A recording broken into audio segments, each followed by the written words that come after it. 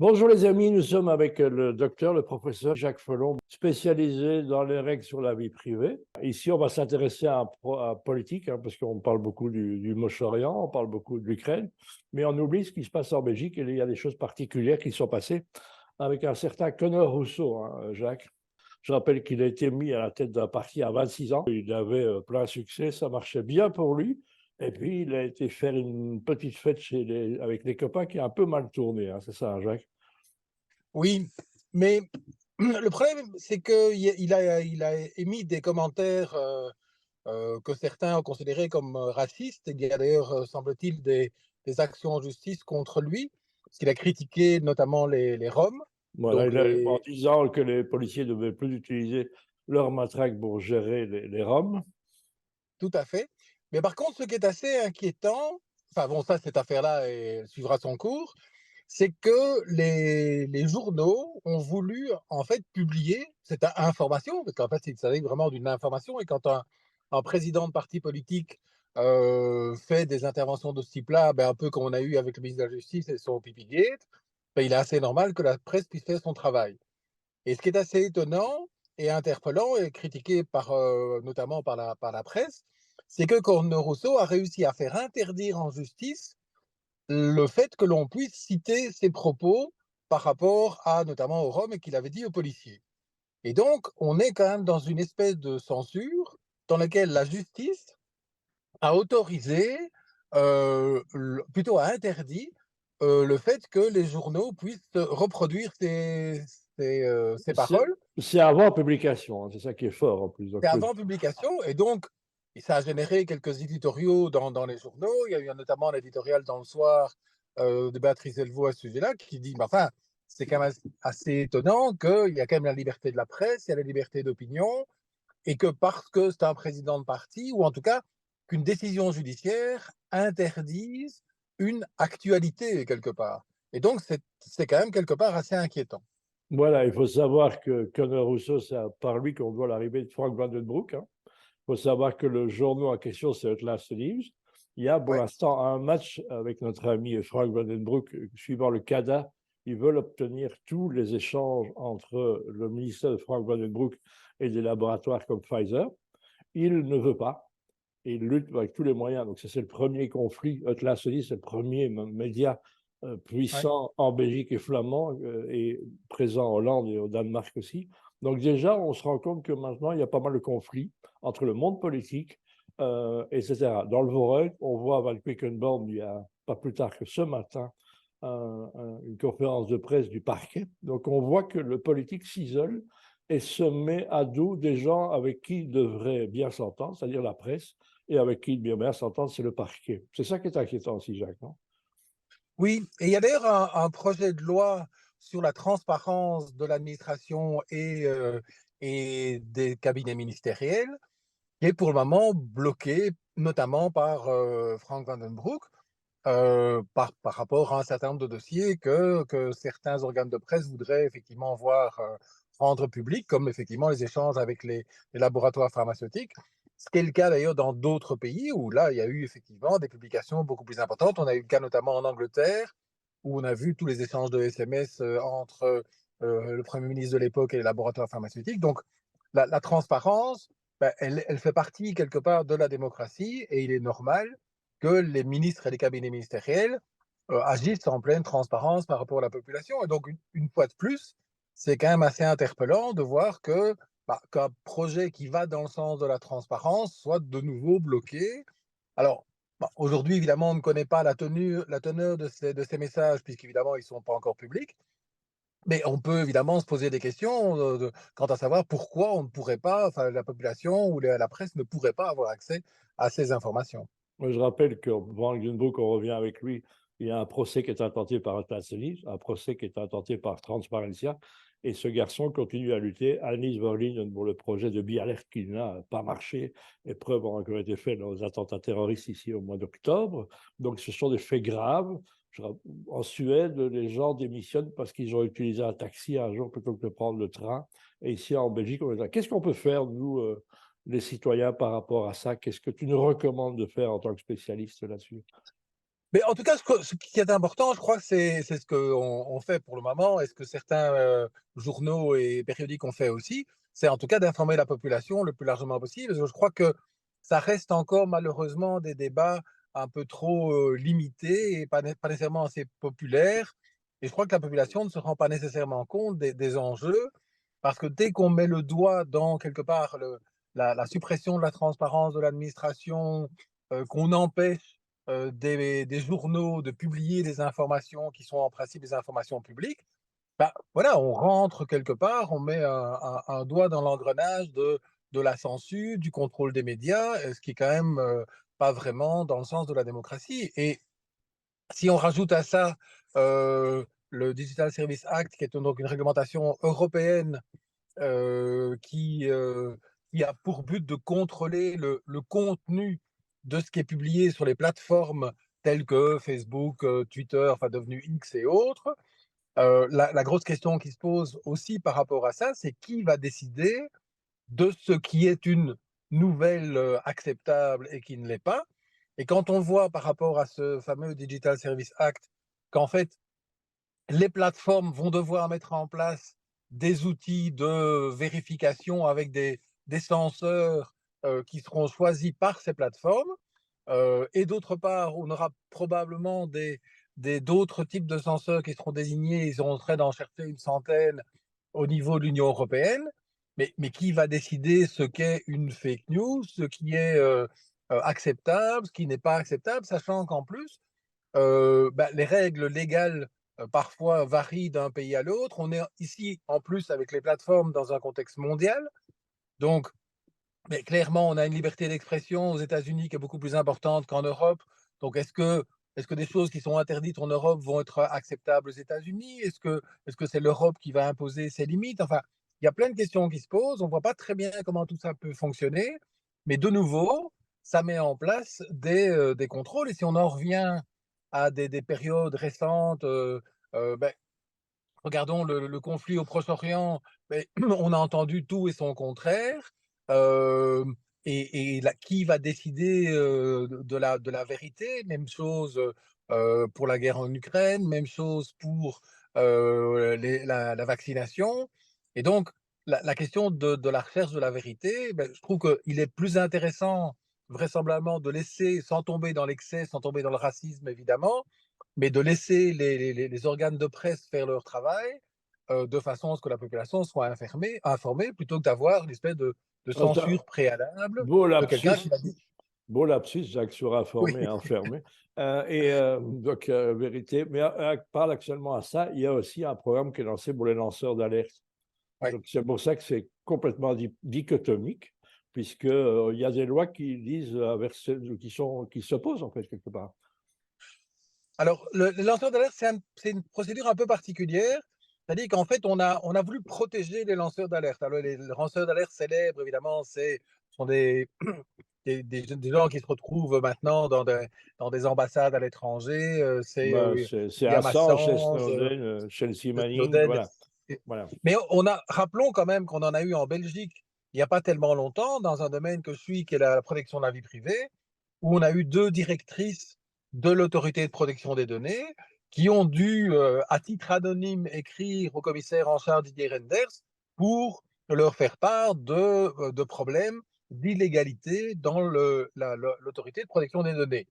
Et donc, et ce qui s'est clôturé par le licenciement d'une des deux directrices et le départ de l'autre.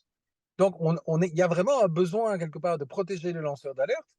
Et donc, cette fameuse directive qui est maintenant mise en place et doit être implémentée dans les entreprises et toutes les organisations en Belgique, doit protéger justement les personnes qui découvrent des malversations diverses et leur donner la possibilité de s'exprimer sans qu'on puisse les licencier, les menacer d'une façon ou d'une autre. Et donc ça, c'est effectivement plutôt positif comme réglementation. Maintenant, il faut qu'elle se mette en place.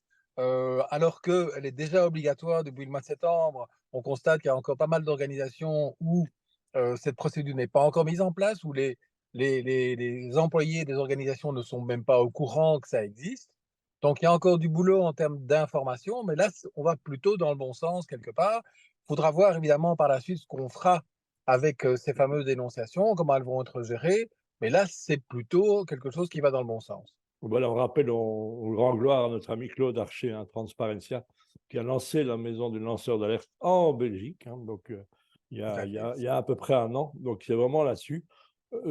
Jacques, toi qui conseilles un peu tout le monde, mais est-ce que tu as du double emploi? Est-ce que tu conseilles le gouvernement, non, par exemple? Euh, je suis plus au niveau des ministères que du gouvernement, en fait. Ouais, ça veut dire quoi, ça? Donc, Ben, c'est voilà. l'administration. C'est-à-dire que il y a toujours en Belgique une différence entre l'administration qui gère en fait ben, la justice, les finances, la mobilité, etc. Et le gouvernement, qui est l'organe politique avec des cabinets qui travaillent pour les ministres, avec évidemment parfois je dirais des superpositions de compétences ou entre les cabinets parfois et l'administration. Mais, euh, mais en tout cas, il y a pas mal de réflexions. Et ce qui est intéressant, c'est que bah, notamment les aspects vie privée dans l'évolution des réglementations en Belgique, bah, il y a maintenant une obligation quand on a une nouvelle loi qui touche à la vie privée, bah, une obligation de contacter l'autorité de protection des données qui donne son avis. Alors, ce qu'on constate malheureusement, c'est que dans pas mal de cas, euh, le gouvernement ne suit pas. Enfin bon, il a enregistré la décision, mais il n'en tient pas compte. Et un bon exemple qu'on a eu, c'est ce fameux comité de sécurité de l'information qui avait été quand même considéré comme illégal par la Cour constitutionnelle et qui revient au mépris total de la protection de la vie privée. Il y a eu d'ailleurs une lettre qui a été envoyée par Catherine Fonck, qui est parlementaire, et à ma connaissance, la Ligue des droits humains et quelques autres organisations à Didier Reynders, donc qui est le commissaire en charge, pour rappeler qu'une fois de plus, la Belgique ne tient pas compte de la réglementation sur la protection de la vie privée des citoyens. Absolument. Tu me confirmes que, par exemple, dans un ministère, ils ne sont pas tenus d'avoir une administration de tout ce qu'ils décident, mais bien dans l'administration, hein. En fait, les cabinets travaillent avec le ministre, c'est l'administration quelque part du ministre, c'est un peu le secrétariat, je dirais, du ministre qui gère l'ensemble des dossiers au niveau politique. Et on a d'autre part l'administration bah, qui gère effectivement l'ensemble de la problématique. Ce qui est intéressant d'ailleurs, c'est que les administrations en Belgique ont toutes, sans entrer trop dans la technique, un data privacy officer et une organisation qui s'occupe de la vie privée, alors que la majorité des cabinets ministériels n'en ont pas. Donc c'est quand même assez surprenant de voir qu'en fait ces organismes-là, qui travaillent pour le gouvernement, qui gèrent effectivement des données personnelles, n'ont pas mis en place la structure nécessaire à la gérer. Donc on peut trouver ça inquiétant aussi. Voilà, donc est-ce qu'on peut dire qu'on est une espèce de passoire trouée en Belgique, hein, quelque part? On est un pays surréaliste, mais c'est vrai que c'est vraiment, et heureusement qu'il y a des organismes comme Notre Bon Droit ou la Ligue des droits humains et la possibilité d'en parler sur BAM et dans quelques autres médias. Et Transparencia, je le répète, Et hein, parce que, Transparencia, tu as hein, t'as tout à fait raison, qui attire l'attention sur ce genre de choses parce qu'il y a effectivement même si, enfin, quand je vois le nombre d'avis qui sont donnés par l'autorité de protection des données, mais qui finalement ne sont pas suivis à 100% au niveau des gouvernements, ça a quand même toujours un côté inquiétant. et là, au niveau de la campagne électorale qui a commencé depuis 12 ans, hein, donc bon, les élections qui auront lieu l'année prochaine, ça ne va aller qu'en s'accélérant. Ben, je dirais que là, les partis politiques sont quand même suivis. Il y a eu quelques décisions de l'autorité de protection des données, notamment dans le cadre de campagne électorale, pour l'utilisation de fichiers qui ne correspondaient pas à la réglementation, donc au RGPD, la réglementation sur la protection des données. Donc ça, c'est quand même des choses qui sont assez suivies. Et ce qui est intéressant, c'est qu'on sent quand même qu'il y a de plus en plus de citoyens qui commencent à s'intéresser à ce genre de choses, qui posent des questions, qui, quand ils reçoivent un mail ou un courrier postal de la part de formations politiques, ben, parfois ils réagissent. Donc il y a quand même pas mal de plaintes qui se font. Et donc, j'aurais tendance à croire que probablement que les partis politiques vont aujourd'hui, enfin pour les prochaines élections, peut-être un peu plus prudents par rapport à ça. Tu n'as jamais eu un moment dans ce que tu fais comme métier dire, ce que ce que je fais ne sert à rien, en fait. Je suis un grand optimiste. C'est Mais vrai? non, non, je ne crois pas que ça sert à rien, ça met du temps. Ça met du temps parce que, en fait, prendre en compte la vie privée, et le RGPD, donc cette réglementation, beh, c'est vraiment un changement de culture dans les organisations. C'est-à-dire qu'il faut vraiment y penser en amont. Dès qu'il y a un nouveau système, un nouveau projet, et cetera, bah, dans le RGPD, il est prévu ce qu'on appelle le privacy by design, c'est-à-dire qu'il faut réfléchir en amont à la protection de la vie privée. Mais c'est vraiment des changements de mentalité qui font que, bon, maintenant, après 5 ans, je constate dans les organisations avec lesquelles je travaille que, bah, il y a des process qui commencent à être mis en place et où systématiquement, beh, on commence à tenir compte des aspects vie privée, dans les processus. Mais c'est parfois, moins souvent le cas au niveau politique et notamment au niveau des lois ou des décisions ou des arrêtés ou des décrets dans lesquels, bah, on se rend compte que finalement la réglementation n'est pas complètement respectée, ce qui est un peu inquiétant.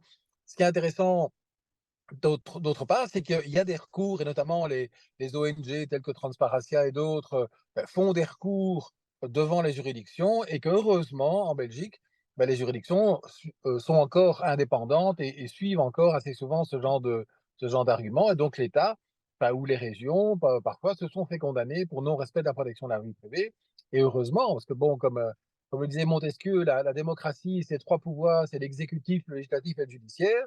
En Belgique, on en a déjà plus que 2, puisque le législatif, en gros, fait ce que l'exécutif lui dit. Et donc, heureusement qu'on a encore des parlementaires d'opposition qui réagissent, et que la justice est indépendante. Mais sinon, on n'aurait plus aucun garde-fou pour protéger la vie privée des citoyens. Ceci dit, entre la justice et le politique, c'est chaud au boulet, tu en as parlé tout à l'heure.